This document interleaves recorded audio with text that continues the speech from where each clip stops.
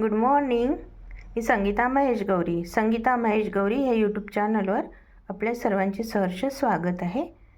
हे तुरीचे दाणे आहेत, आमच्या शेतातले सोलून घेतले. याची मी चटणी बनवून दाखवणार आहे तव्यावरची. हे वॉश करून घेते आणि याला भाजून काढते.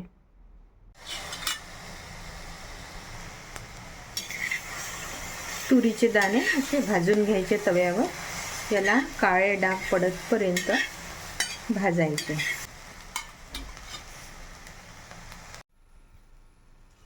हे असे काळे डाग पडतपर्यंत भाजून घ्यायचे. आता याला काढून घ्यायचे. भाजून घेतलेले दाणे हे कुटून घ्यायचे. असे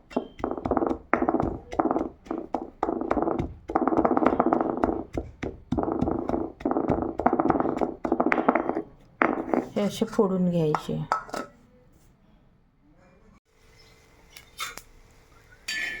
मिरची, लसूण, जिरं भाजून घ्यायचं. असं भाजल्यानंतर याला ठेचून घ्यायचं.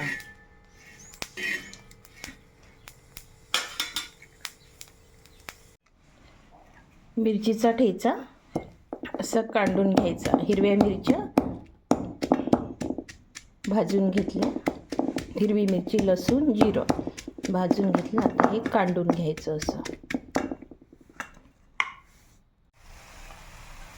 तुरीच्या सोल्याची चटणी बनवण्यासाठी 3 पळी तेल टाकलं. 2 अनियन टाकले.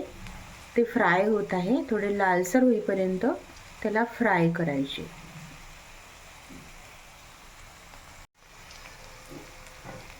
कांदा फ्राय झालेला आहे. हे टोमॅटो 1 वॉश करून घेतलं, कट करून घेतलं. ते आता फ्राय करायला टाकलेलं आहे. याला छान फ्राय करायचं.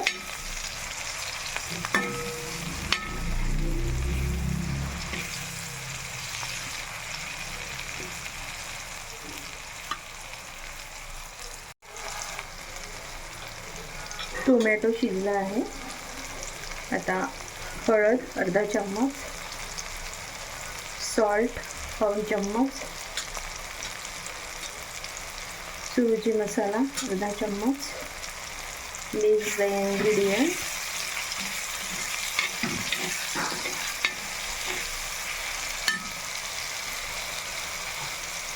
Coriander leaves. ह्या टोमॅटोची पूर्ण चटणीच बनवून घ्यायची.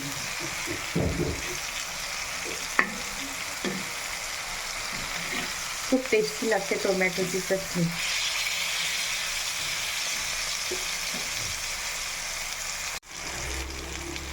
याच्यामध्ये हे तुरीचे दाणे आणि हिरवी मिरची ठेचून घेतली, लसूण जिरं ठेचून घेतलं, भाजून घेतलं, ठेचून घेतलं. हे याच्यामध्ये मिक्स करायचं. तवा फ्राय चटणी आहे ही. तुरीच्या दाण्याची तवा फ्राय चटणी. तुरीच्या दाण्याची फोडलेली तवा फ्राय चटणी आपली तयार होत आहे. त्याला आणखी थोडी वाफ वगैरे द्यायची. थोडं आणखी 5-10 मिनिट शिजू द्यायचं आणि मगच काढून घ्यायचं. तुरीच्या सोल्याची चटणी तयार झालेली आहे. बघा किती टेम्पटिंग दिसत आहे. ही भाकरीबरोबर, पोळीबरोबर खूप टेस्टी लागते. माझ्या पद्धतीने तुम्ही बनवून बघा. तुरीच्या दाण्याची चटणी तयार केलेली आहे. सर्व करते.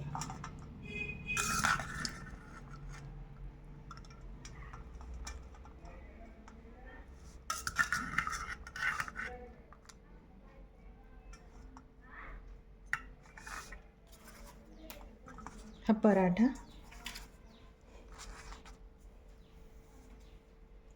या जेवायला डिश कशी वाटली ती कमेंटमध्ये सांगा. Please like, share, subscribe. Thank you so much.